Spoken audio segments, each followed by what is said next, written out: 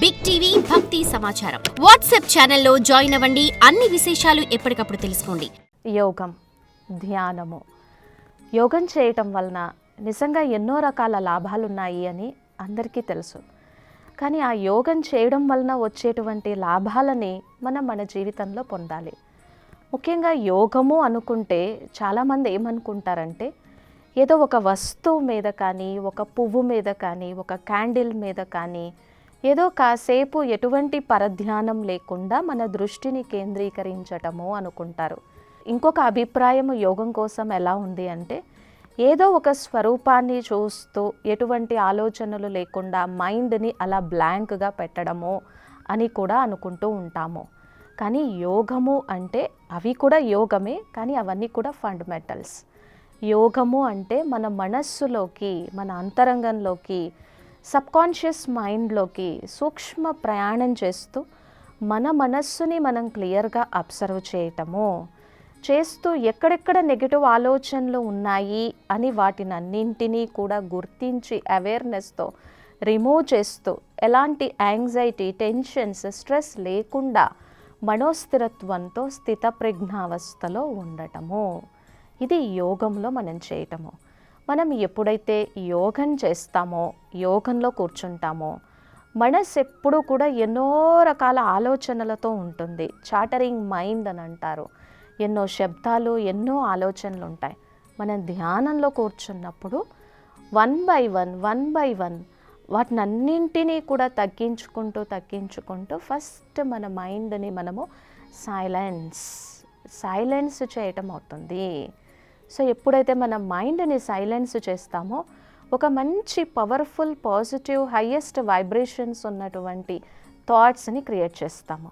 నేను సమర్థ స్వరూపాన్ని, నేను శాంతి స్వరూపాన్ని, నేను ప్రేమ స్వరూపాన్ని, ఏ పరిస్థితి వచ్చినా కానీ ఎదుర్కొనేటువంటి శక్తి, సామర్థ్యం ఉంది, నేను పరమాత్మ ఛత్రఛాయలో ఉన్నాను అని ఇటువంటి శుద్ధమైనటువంటి హై ఫ్రీక్వెన్సీ ఉన్నటువంటి థాట్స్ని మనస్సులో క్రియేట్ చేస్తాము. వాటి కోసమే చింతన చేస్తూ ఉంటాం.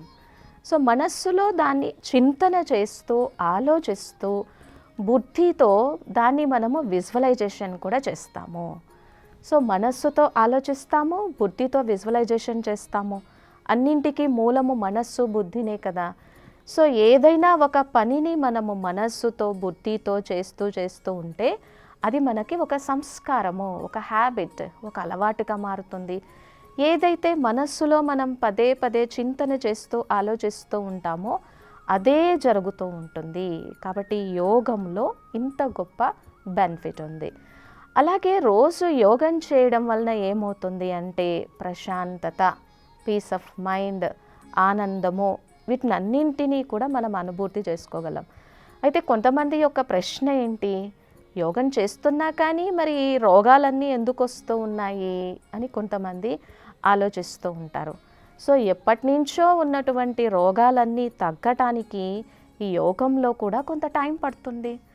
అలాగే ఒకవేళ రోగం వచ్చినా, అనారోగ్యం కలిగిన, కష్టకాలం వచ్చినా కూడా ఈ యోగంతో ఎటువంటి ప్రాసెస్ ఉంటుంది అంటే దాని యొక్క ప్రభావము మన మనస్సు మీద పడకుండా మేనేజ్ చేయగలిగినటువంటి స్థితిని చూస్తాం. ఉదాహరణకి రమణ మహర్షి, రామకృష్ణ పరమహంస, స్వామి వివేకానంద, అలాగే దాది గుల్జార్జీ, ఎంతోమంది మహానుభావులు. సో బాగా యోగం చేయడం వలన బ్రహ్మకుమారిస్ ఇన్స్టిట్యూషన్కి ఇన్ఛార్జ్ అయినటువంటి దాది Janakiji the most stable, powerful mind in the world అన్నంత గొప్ప స్థితిని చేరుకున్నారు. ఎందుకంటే జనరల్గా ఎలా ఉంటుంది, చంచలం హి మన కృష్ణ ప్రమాది బలవద్రుడం తస్యాహం నిగ్రహం మన్యే వాయోరివ సుదిష్కరం. ఈ మనస్సు చాలా చంచలమైనటువంటిది, అటు ఇటు భ్రమిస్తూ ఉంటుంది, కోతి కంటే కూడా చంచలంగా ఉంది, దీన్ని నేను అరికట్టలేకపోతూ ఉన్నాను అని ఇటువంటిది ఉంది కదా. కానీ రోజు యోగం చేయడం వలన ఏమవుతుంది అని అంటే స్టేబుల్ మైండ్, అన్షేకబుల్ మైండ్, ఇవన్నీ దాది గారి జీవితంలో ఎంతోమంది మహాన్ దివ్య ఆత్మల యొక్క జీవితంలో ప్రాక్టికల్గా చూడటం అవుతుంది. ఇంకా సైన్స్ ఏం చెప్తుంది అంటే యోగంలో కూర్చున్నప్పుడు మనం శాంతిని అనుభూతి చేస్తాం, ఆనందాన్ని అనుభూతి చేస్తాము. ఈ శాంతిని, ఆనందాన్ని ఎప్పుడైతే మనం అనుభూతి చేస్తామో మన ఫిజికల్ హెల్త్ బాగుంటుంది. శరీరంలో ప్రతి ఆర్గాన్ కూడా చాలా పీస్ఫుల్గా దాని మెకానిజంలో అది ఉండి పనిచేయడం వలన బ్యాలెన్స్ ఉంటుంది, సమతుల్యత ఉంటుంది, మంచి జరుగుతుంది, ఆరోగ్యం బాగుంటుంది. మరి ఇక మనస్సు పరంగా వచ్చేసేటప్పటికి మంచి ఆలోచనలు చేస్తాం, మంచి భావాలు ఉంటాయి, మంచి వైబ్రేషన్స్ ఉంటాయి. ఈరోజు సైన్స్ ఏం చెప్తుంది అంటే diseases are the negative expressions of the negative thoughts.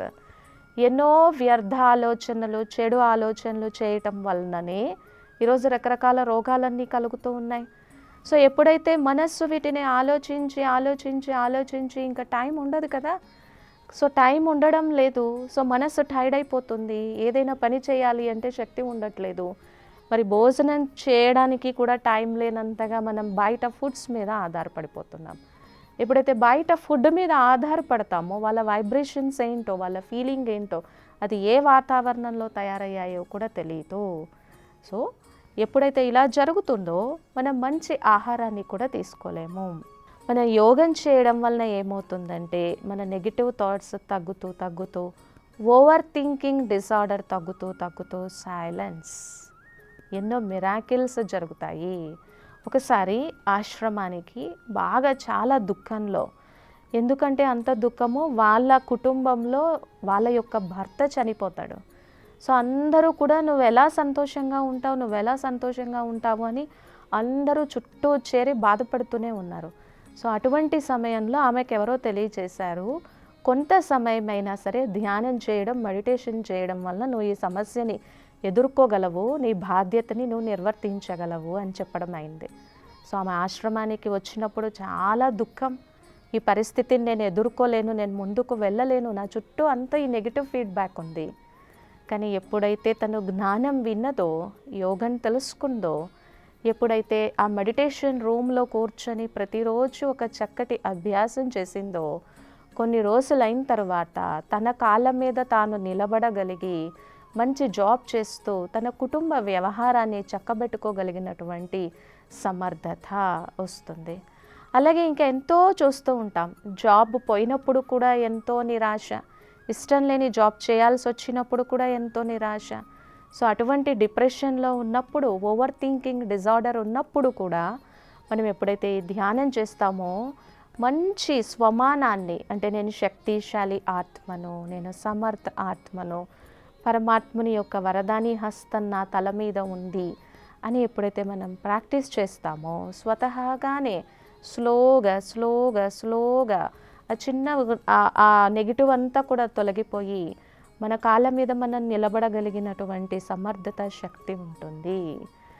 ఇంకా కొంతమంది ఎలాంటి జాబ్ లేకుండా ఖాళీగా ఉంటారు. ఖాళీగా ఉన్నప్పుడు ఈ మనస్సు తినేస్తూ ఉంటుంది. అందరూ చుట్టూ చేరి నువ్వేం చేయట్లేదు అని అంటూ ఉంటారు.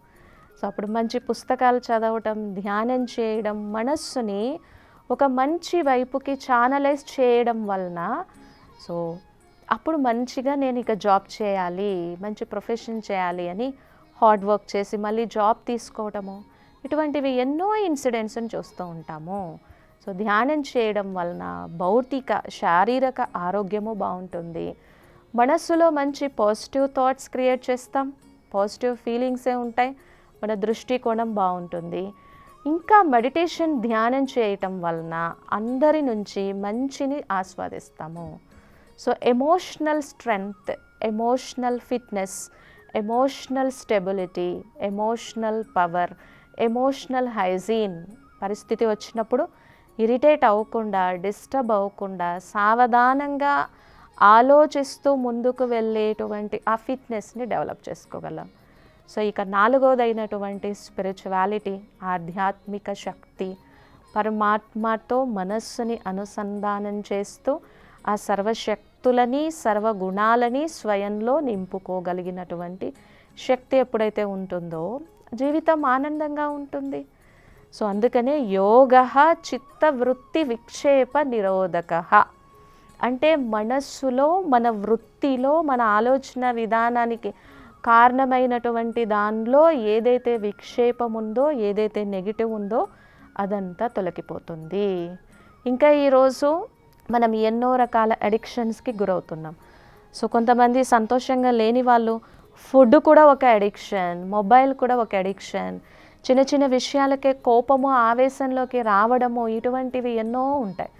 సో ఈ నెగిటివ్ హ్యాబిట్స్ కూడా తగ్గిపోయి కోపం ఎందుకు ఉంటుంది, ఈ కోపం కారణంగా నేను ఎంత నష్టం జరుగుతుంది, నా వలన ఎంత బాధపడుతూ ఉన్నారు, సంబంధాలలో ఎంత డిస్టెన్స్ పెరిగిపోతూ ఉంది, ఈ విషయాలన్నీ నేను అర్థం చేసుకోగని ప్రశాంతమైనటువంటి వాతావరణాన్ని క్రియేట్ చేయొచ్చు.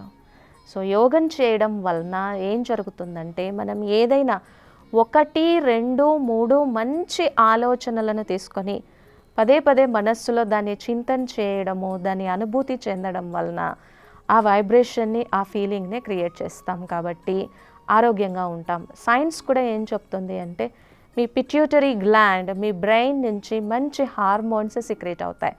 ఎప్పుడైతే మంచి హార్మోన్స్ సిక్రీట్ అవుతాయో ఆరోగ్యం బాగుంటుంది. ఆరోగ్యానికి మించినటువంటి సంపద లేదు.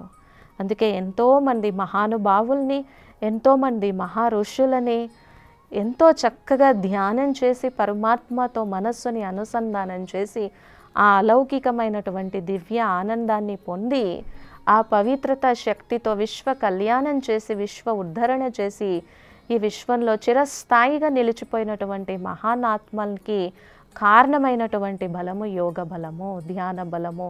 ధ్రువుడు వీళ్ళందరూ కూడా ఎంతోమంది చక్కగా తపస్సు చేసి చరిత్రలో చిరస్థాయిగా నిలిచిపోయినటువంటి వాటిని మనం ఎంతోమందిని చూస్తున్నాం. కాబట్టి యోగము ఈజీ, యోగం చేయగలం, పరమాత్మతో అనుసంధానం చేయగలం, మనస్సుని అన్ని రకాల పరధ్యానం నుంచి, డిస్ట్రాక్షన్స్ నుంచి, మనల్ని డైవర్షన్ చేసేటువంటి విషయాల నుంచి కూడా తొలగించుకొని కోపావేశాలని తగ్గించుకొని స్థితప్రజ్ఞావస్థలో సమతుల్యతతో ముందుకు వెళ్ళగలము. ఇంకా మరిన్ని చక్కటి విషయాలతో నెక్స్ట్ ఎపిసోడ్లో కలుద్దాం. For more videos like this, subscribe Big TV channel.